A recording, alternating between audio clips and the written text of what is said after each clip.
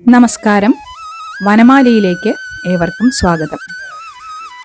പൂന്താനം തിരുമേനിയുടെ ശ്രീകൃഷ്ണ കർണാമൃതം വായിച്ചിരുന്നത് നമ്മൾ നിർത്തിവെച്ചിട്ട് കഷ്ടി 1 മാസമായി എന്ന് തോന്നുന്നു. കഴിഞ്ഞ മാസം, അതായത് കർക്കിടക മാസം മുഴുവനും അധ്യാത്മരാമായണം കിളിപ്പാട്ട് വായിച്ച് ഞാൻ ഇതിലിട്ടിരുന്നു. പക്ഷെ നമ്മുടെ ഈ വനമാലയിലുള്ള അധികം ആൾക്കാരും അത് അറിഞ്ഞിരുന്നില്ല എന്നാണ് എനിക്ക് മനസ്സിലായത്. കുറച്ച് പേര് ശ്രീകൃഷ്ണ കർണാമൃതം എന്താ ഇപ്പോൾ ചൊല്ലാത്ത എന്ന് ചോദിച്ചിട്ട് എനിക്ക് മെസ്സേജൊക്കെ ഇട്ടിരുന്നു. അപ്പോൾ ഞാൻ പറഞ്ഞപ്പോഴാണ് ഇതിൽ ഞാൻ ചൊല്ലിയിടുന്ന കാര്യം തന്നെ അവരറിഞ്ഞത് എന്നാണ് പറഞ്ഞത്. അത് ഞാൻ കർക്കിടക മാസം ആരംഭിക്കുന്നതിന് മുൻപ് നിങ്ങളെ അറിയിച്ചില്ല ഞാനിങ്ങനെ എല്ലാ ദിവസവും ചൊല്ലിയിടുന്നുണ്ട് എന്നുള്ളത്. അതും ആവാൻ കാരണം, എന്തായാലും നിങ്ങൾക്ക് എപ്പോഴെങ്കിലും സമയം കിട്ടുകയാണെങ്കിൽ ഒന്ന് കേട്ടു നോക്കി അഭിപ്രായം പറഞ്ഞാൽ നന്നായിരുന്നു. ഇന്ന് നമുക്ക് ശ്രീകൃഷ്ണ കർണാമൃതം വീണ്ടും ആരംഭിക്കാം. 64 ശ്ലോകങ്ങളാണ് നമ്മൾ ഇതുവരെ നോക്കിയത്. ആ ഗോവർദ്ധനോദ്ധരണവും ഗോവിന്ദാഭിഷേകമൊക്കെയാണ് നമ്മൾ പറഞ്ഞു നിർത്തിയത്. ഇന്ന് നമുക്ക് 65ാമത്തെ ശ്ലോകം ചൊല്ലാം. നന്ദൻ ചെന്നങ്ങു മുങ്ങീടിന വഴി വരുണൻ തൻ്റെ ലോകത്തു ചെന്നാനന്നേരം നന്ദജൻ താൻ വരുണപുരിയിൽ ഉൾപ്പുക്കുകൊണ്ടിങ്ങു പോന്നാൻ. ബന്ധുക്കൾക്കൊക്കെയും താൻ അനുഭവമരുളി ബിന്ദുനാനന്ദമപ്പോൾ എന്താമൗവണ്ണമെന്നാകിലും അതിനുമഹം പാത്രമല്ലേ മുകുന്ദ.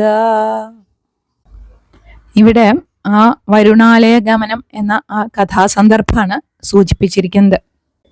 നന്ദൻ ചെന്നങ്ങു മുങ്ങീടിന വഴി എന്ന് വെച്ചാൽ നന്ദഗോപൻ, കൃഷ്ണന്റെ അച്ഛനായിട്ടുള്ള നന്ദഗോപൻ യമുനാ നദിയിൽ കുളിക്കുന്ന ആ സമയത്ത് നദിയിൽ മുങ്ങി നിവരുമല്ലോ നമ്മൾ. അപ്പം മുങ്ങി ആ നേരത്ത് വരുണൻ തൻ്റെ ലോകത്തു ചെന്നാൻ, വരുണന്റെ ആ രാജധാനിയിൽ ചെന്നുപെട്ടു. ഒന്ന് മുങ്ങിയതായിരുന്നു കുളിക്കുമ്പോൾ.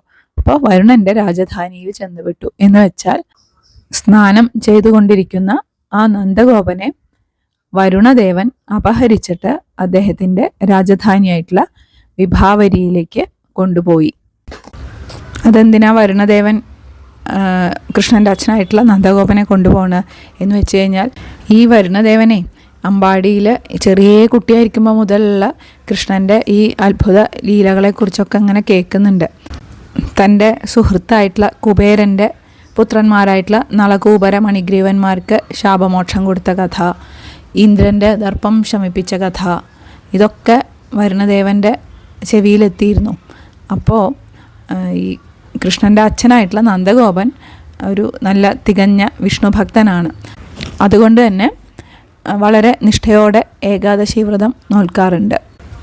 അപ്പോൾ പിറ്റേ ദിവസം ദ്വാദശിയുടെ അന്ന് വളരെ നേരത്തെ കുളിച്ച് സമയത്ത് പാരണ വീടണമല്ലോ. അപ്പം അതിനുവേണ്ടി കുളിക്കാൻ ഇറങ്ങിയതായിരുന്നു യമുനയിൽ അതിരാവിലെ. ആ സമയമാണ് വരുണൻ അദ്ദേഹത്തിൻ്റെ ഭൃത്യന്മാരെ വിട്ട് അദ്ദേഹത്തിനെ ബലമായിട്ട് തൻ്റെ രാജധാനിയായിട്ടുള്ള വിഭാവരിയിലേക്ക് കൊണ്ടുവന്നത്. അപ്പോഴോ 2ാമത്തെ വരി, അന്നേരം നന്ദജൻ താൻ വരുണപുരിയിൽ ഉൾപ്പുക്കുകൊണ്ടിങ്ങു പോന്നാൻ. ആ കുളിക്കാൻ പോയ ആൾ തിരിച്ചു വരാഞ്ഞാൽ എല്ലാവരും പരിഭ്രമിക്കുമല്ലോ. അങ്ങനെ ആ ഗോപവാടത്തിൽ വലിയ ബഹളമൊക്കെയായി. എല്ലാവരും അന്വേഷിക്കാൻ ആളെ വിട്ടു. യമുന നദിക്കരയിൽ പോയി നോക്കി, അവിടെ നിന്നൊരു തുമ്പും കിട്ടാനില്ല. അപ്പോൾ കൃഷ്ണൻ പറഞ്ഞു, സമാധാനിക്കൂ, ഞാനൊന്ന് പോയി നോക്കി അന്വേഷിക്കാം എന്ന് പറഞ്ഞിട്ട് കൃഷ്ണൻ യമുനയിൽ മുങ്ങി തിരയുക എന്നുള്ള ഭാവത്തിൽ പോയി തൻ്റെ യോഗ ഐശ്വര്യത്താൽ വരുണ രാജധാനിയായുള്ള വിഭാവരിയിൽ എത്തുകയാണ്. ജലത്തിൻ്റെ അധിപതി വരുണനാണല്ലോ. അതുകൊണ്ടാണ് യമുനാ നദിയിൽ വെച്ചിട്ട് കാണാതായപ്പോൾ അച്ഛനെ അന്വേഷിച്ചിട്ട് വരുണ രാജധാനിയായിട്ടുള്ള വിഭാവരിയിലേക്ക് കൃഷ്ണൻ പോയത്. അവിടെ എത്തിയപ്പോഴാവട്ടെ തൻ്റെ അച്ഛൻ വരുണദേവൻ്റെ ആതിഥ്യവും സ്വീകരിച്ച് സുഖമായിട്ടിരിക്കുന്നുണ്ട്. തൻ്റെ ദ്വാദശി പാരണയൊക്കെ വിദ്യാവണ്ണം ചെയ്ത് ഇരിക്കുകയാണ് അദ്ദേഹം. വരുണദേവനാവട്ടെ കൃഷ്ണനെ തൻ്റെ കൊട്ടാരത്തിൽ കണ്ട് സന്തോഷം കൊണ്ട് അർഘ്യപാദ്യാദികളെ കൊണ്ട് സ്വീകരിച്ച് പൂജിച്ച് അവിടെ ഇരുത്തി. വരുണൻ കൃഷ്ണന്റെ കാൽക്കൽ വീണ് ക്ഷമ ചോദിച്ചുകൊണ്ട് പറഞ്ഞു, അവിടുന്ന് ആരാണ് എന്നൊക്കെ എനിക്കറിയാം. അപ്പോൾ അങ്ങയുടെ ആ രൂപം, കൃഷ്ണനായിട്ടുള്ള രൂപം എനിക്ക് കാണാൻ വേണ്ടിയിട്ടും അങ്ങയുടെ ആ പാദരേണുക്കളെ കൊണ്ട് എൻ്റെ ഈ വിഭാവരി ശുദ്ധമാക്കാനും വേണ്ടിയിട്ടാണ് അങ്ങയുടെ അച്ഛനായിട്ടുള്ള നന്ദഗോപനെ ഞാൻ എൻ്റെ ഭൃത്യന്മാരെ കൊണ്ട് ബലമായിട്ട് ഇവിടേക്ക് കൊണ്ടുവരിപ്പിച്ചത്. വിശ്വമോഹനമായിട്ടുള്ള അങ്ങയുടെ ആ ബാലഗോപാല രൂപം കാണുവാനുള്ള ആ ഒരു മോഹം, ആ മോഹം ഒന്ന് മാത്രമാണ് ഇങ്ങനെയൊരു കൃത്യം ചെയ്യാൻ എന്നെ പ്രേരിപ്പിച്ചത്. അടിയൻ്റെ ഈ അവിവേകം അങ്ങ് ക്ഷമിക്കണം എന്ന് പറഞ്ഞ് വീണ്ടും വീണ്ടും അദ്ദേഹത്തിൻ്റെ കാൽക്കൽ നമസ്കരിക്കുകയാണ്. ആ വരുണന്റെ ഭക്തി കണ്ട് സന്തോഷിച്ച കൃഷ്ണൻ വരുണനെ അനുഗ്രഹിച്ച് അച്ഛനെയും കൂട്ടി തിരിച്ചു പോന്നു. തൻ്റെ അച്ഛനെ കൊണ്ടുപോയതിന് വരുണനോട് ഒരു വിരോധവും ഭഗവാന് തോന്നിയതുമില്ല. തൻ്റെ ഒരു ഭക്തൻ അദ്ദേഹത്തിൻ്റെ ദർശനത്തിനു വേണ്ടി അങ്ങനെ ചെയ്തു എന്നേ തോന്നിയുള്ളൂ എന്നർത്ഥം. ഇനി ഇവിടെ മൂന്നാമത്തെ വരി, ബന്ധുക്കൾക്കൊക്കെയും താൻ അനുഭവം അരുളി ബിന്ദുനാനന്ദം അപ്പോൾ എന്താം. ബന്ധുക്കൾക്കൊക്കെ, കൃഷ്ണന്റെ ബന്ധുക്കൾക്ക്, കൃഷ്ണ ബന്ധുക്കൾക്കൊക്കെ പലവിധ അനുഭവങ്ങളെ കൊണ്ട് അനുഗ്രഹം നൽകി. ആനന്ദമാകുന്ന അനുഗ്രഹമാണ് നൽകിയിരിക്കുന്നത്. ആ അനുഗ്രഹത്തിൻ്റെ ഒരു ബിന്ദുനാനന്ദം അപ്പോൾ എന്താം അവണ്ണമെന്നാകിലും അതിനുമഹം പാത്രമല്ലേ മുകുന്ദ. ആ കൃഷ്ണ ബന്ധുക്കൾക്ക് നൽകിയ ആ അനുഭവമാകുന്ന അനുഗ്രഹം അതൊന്നും ഇല്ലെങ്കിലും അതിൻ്റെയൊക്കെ ഒരംശം, ഒരു വളരെ കുറച്ച്, ഒരു ബിന്ദു മാത്രം അനുഗ്രഹത്തിന് പോലും ഞാൻ യോഗ്യനല്ലേ മുകുന്ദ എന്ന് ചോദിക്കുകയാണ്. അതിനു പോലും എനിക്ക് യോഗ്യത ഇല്ല എന്നുണ്ടോ എന്നാണ് ഈ ശ്ലോകത്തിലൂടെ പൂന്താനം തിരുമേനി ചോദിക്കുന്നത്. ഇനി നമുക്ക് അടുത്ത ശ്ലോകം നോക്കാം. ഇന്ദിന്ദിരങ്ങൾ മുരളുന്ന തുമിന്ദിരേശൻ മന്ദം തുടങ്ങിയ കുഴൽ ധ്വനിയും വനാന്തേ ഒന്നിച്ചു ചേർന്നു തരുണാക്ഷികളോടു ചൊന്നാൻ വൃന്ദാവനത്തിൽ വരുവാൻ അവർ ദൂതരോവാൻ. ഇവിടെ ഇന്ദിന്ദിരങ്ങൾ, ഇന്ദിന്ദിരം എന്ന് വെച്ച് കഴിഞ്ഞാൽ വണ്ടാണ്.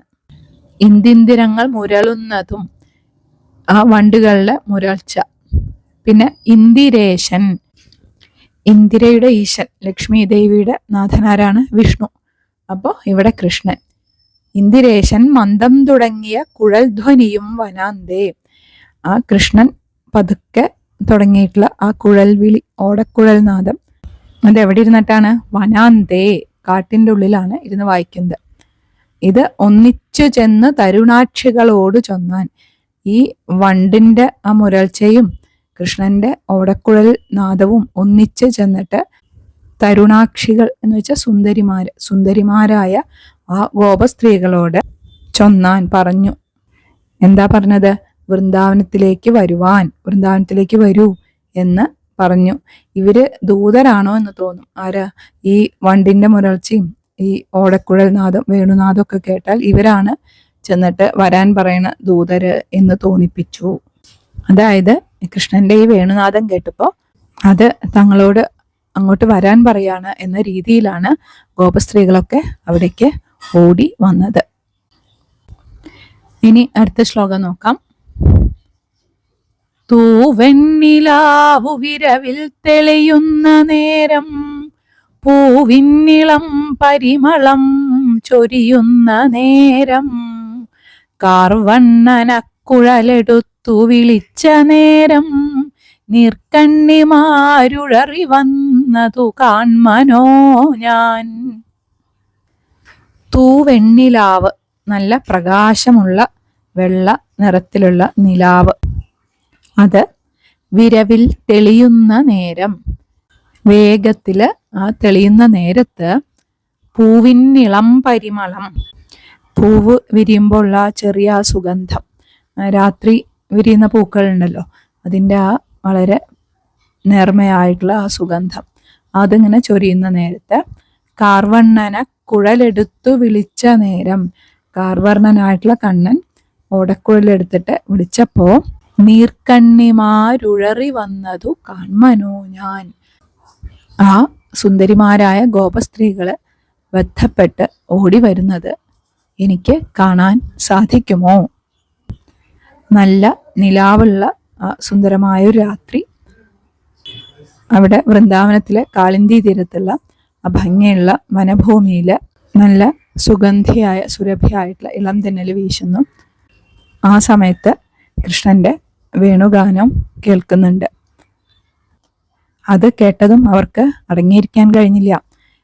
എന്ത് കൃത്യത്തിലാണോ അവർ വ്യാപൃതകളായിരുന്നത് അത് ഉപേക്ഷിച്ചിട്ട് മറ്റൊന്നും ഗൗനിക്കാതെ അവര് ആ ഓടക്കുഴൽ നാദം കേട്ട സ്ഥലത്തേക്ക് ഓടി വരികയാണ്. ആ 7 വയസ്സ് മാത്രം പ്രായമുള്ള ഭഗവാനായിട്ടുള്ള ഉണ്ണിക്കണ്ണൻ്റെ ഓടക്കുഴലിൽ നിന്ന് നിർഗളിച്ചത് നാദബ്രഹ്മമാണ്. ഭക്തകളായിട്ടുള്ള ഗോപസ്ത്രീകളുടെ ഹൃദയത്തെ അത് വല്ലാതെ ആകർഷിക്കുകയാണ്. അപ്പോൾ അതായത് ഭഗവത് സന്നിധി പ്രാപിക്കാനുള്ള അവരുടെ ആഗ്രഹമാണ് ഒരു തടസ്സങ്ങളെയും അവര് ഗൗനിക്കാതെ കൃഷ്ണസന്നിധിയിലേക്ക് അവരെ ഓടി വരാൻ പ്രേരിപ്പിച്ചത്. അതായത് നേരത്തെ തന്നെ ആ കൃഷ്ണനോടുള്ള ഭക്തി അവരുടെ മനസ്സിൽ ഉണ്ടായിരുന്നു. അത് ഈ വേണുനാദം കേട്ടപ്പോൾ ഒന്നും കൂടി വർദ്ധിക്കുകയാണ് ചെയ്തത്. ഇങ്ങനെയൊക്കെ ഭഗവത് സന്നിധിയിലേക്ക് ഗോപികമാരുടെ ആ ബന്ധപ്പെട്ടിട്ടുള്ള വരവ് കാണാൻ എനിക്ക് സാധിക്കുമോ എന്നാണ് പൂന്താനം തിരുമേനി ഈ ശ്ലോകത്തിൽ ചോദിക്കുന്നത്. എല്ലാവർക്കും നല്ലതു മാത്രം വരട്ടെ എന്ന പ്രാർത്ഥനയോടെ